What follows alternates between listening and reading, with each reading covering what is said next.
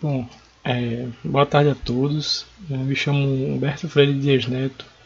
Sou graduando do curso de Engenharia Civil da Universidade Federal Rural do Semiárido.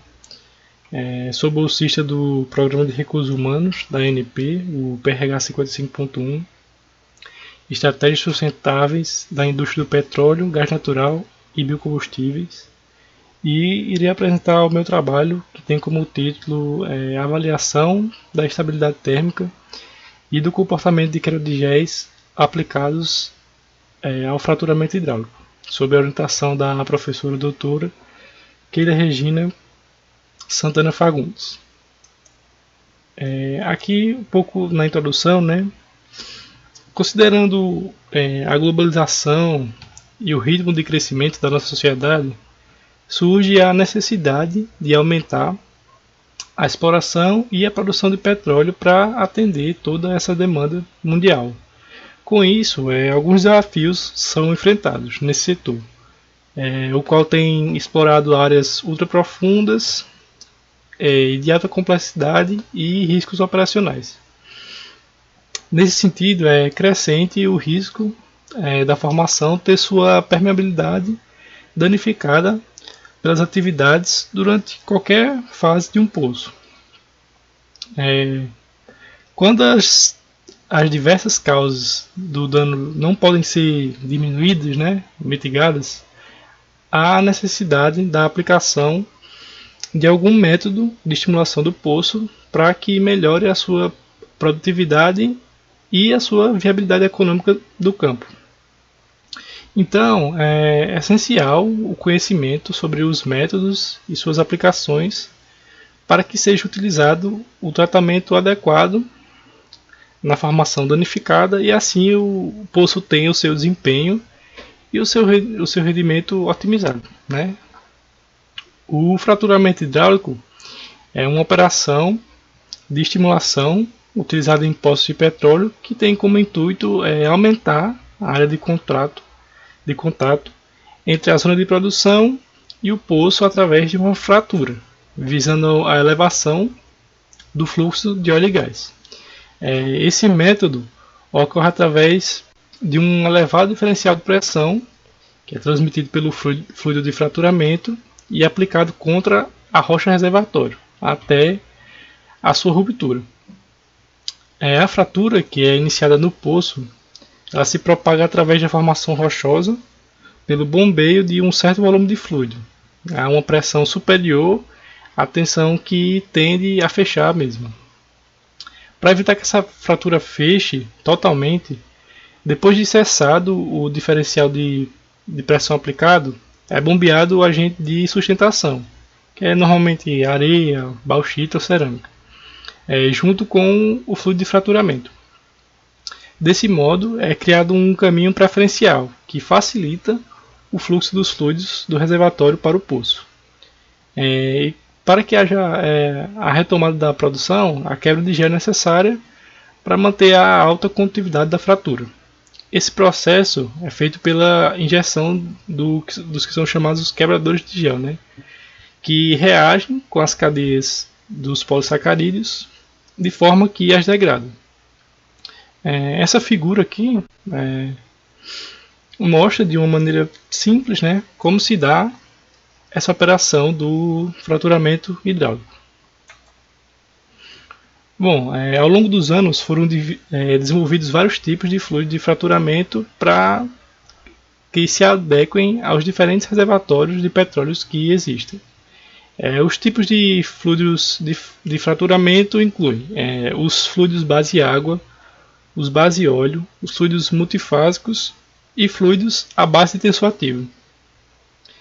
Os fluidos base água são os mais utilizados, mas como eles deixam resíduos insolúveis na rocha reservatório ou até mesmo no próprio pacote propante, surgiu a necessidade de se desenvolver fluidos que sejam mais limpos, né?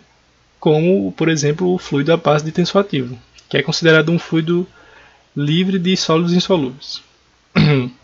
Em geral, os fluidos de fraturamento devem apresentar algumas características, né? Como essas aí, que estão descritas no slide. Um bom comportamento de limpeza para não deixar resíduos que afetem a condutividade da fratura, uma viscosidade suficiente para controlar o leak-off, criar largura e ajudar na suspensão de propante, ter um baixo custo, a facilidade de ser misturado, bombeável e também seguro, a baixa pressão de fricção na coluna, estabilidade sobre as temperaturas na fratura e densidade para reduzir a pressão de tratamento da superfície e aumentar o empuxo do propante. Bom, agora falando um pouco sobre os objetivos do trabalho, né? O objetivo geral desse projeto é realizar uma avaliação dos géis aplicados ao fraturamento hidráulico de poços de petróleo quanto à sua estabilidade térmica e comportamento de quebra, e também avaliar quais as composições desses géis que conferem as melhores propriedades que estão sendo investigadas, né? E como objetivos específicos, tem esses, né? Esses 4 citados.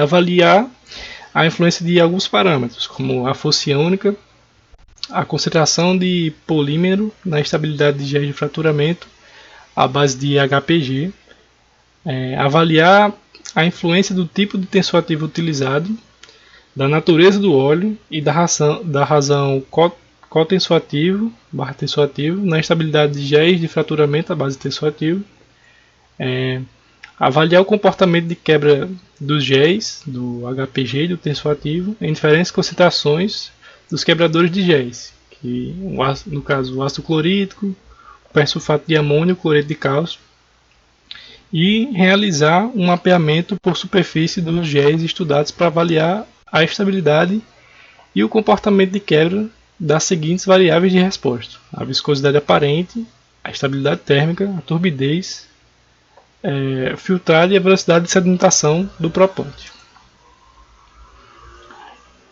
Bom, agora falando um pouco sobre material e métodos, né?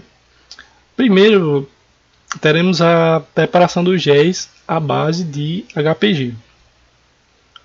Os géis de fraturamento lineares que estão sendo mostrados aí nessa tabela serão preparados em um agitador, adicionados sequencialmente todos os aditivos em intervalos de 10 minutos e depois serão submetidos à análise da viscosidade aparente quando submetidos a temperaturas de 50 graus Celsius, 70 e 90 graus Celsius, que serão filtrados à velocidade de sedimentação do propante a fim de avaliar o efeito da força iônica, a concentração do HPG e a temperatura na estabilidade dos géis analisados.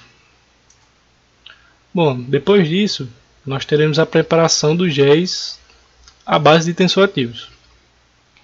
Inicialmente, será construído um diagrama pseudoternário fixando o seguinte eixo, né? A relação cotensoativo e tensoativo e fase orgânica, e realizar a titulação com fase aquosa ou orgânica, varrendo toda a extensão do diagrama até a formação ou desaparecimento das regiões de Winsor, que estão aí descritas nessa figura aqui, né? Que mostra o diagrama. Através da construção do diagrama de fases, que serão obtidos a temperatura ambiente, né, serão identificadas e delimitadas as regiões dos géis. Serão utilizados 2 tensoativos, um óleo vegetal saponificado e um que seja comercial, né? A partir dos pontos dentro das regiões de gel, será determinada a composição necessária para a preparação dos géis que vão ser estudados, né? Os parâmetros avaliados, assim como os níveis a serem utilizados, estão aí sendo mostrados na tabela, né? Tem os parâmetros, nível 1, -1 e +1, o tipo do tensoativo, a natureza do óleo e a razão cotensoativo. Os géis serão preparados num misturador, onde todos os reagentes serão adicionados ao mesmo tempo e permanecerão agitando por aproximadamente 30 minutos. Agora, nós teremos a avaliação da estabilidade térmica dos géis. Após a preparação dos géis, né, à base de HPG e tensoativos, eles serão submetidos a diferentes temperaturas, de 50, 70 e 90 graus Celsius, durante 2 horas, utilizando um aparato contendo um funil de Buchner acoplado a um becker, e que serão avaliadas as viscosidades aparentes e a perda de massa, que está descrita aí nessa equação 1, né? Que o ΔP indica o diferencial da pesagem do sistema inicial e final, o SG e o SSG representam o peso inicial e final desse sistema, respectivamente. A próxima etapa é a determinação da viscosidade aparente. A viscosidade aparente dos géis serão determinadas em um viscosímetro rotativo da FAM, modelo 35A, combinação R1B1 e mola de torção F1. A análise reológica de cada gel será realizada na rotação de 600 RPM e, posteriormente, a viscosidade aparente será determinada, conforme a norma API. Agora, na determinação da perda de fluido, será determinada em um papel filtro, né, número 50, e uma célula de filtração submetida a pressão constante de 100 psi a temperatura ambiente, durante aproximadamente 30 minutos. A próxima etapa, que é a determinação da velocidade de sedimentação propante, para a determinação dessa velocidade, será adicionada ao gel durante sua preparação, onde serão utilizados propantes de diferentes granulometrias. Em seguida, o gel propante será transferido para uma proveta graduada de 250 ml, de onde serão feitas medidas da distância percorrida pelo propante em função do tempo, a partir do momento que o cronômetro for acionado, né? A sedimentação do propante do gel será observada durante um período de 24 horas.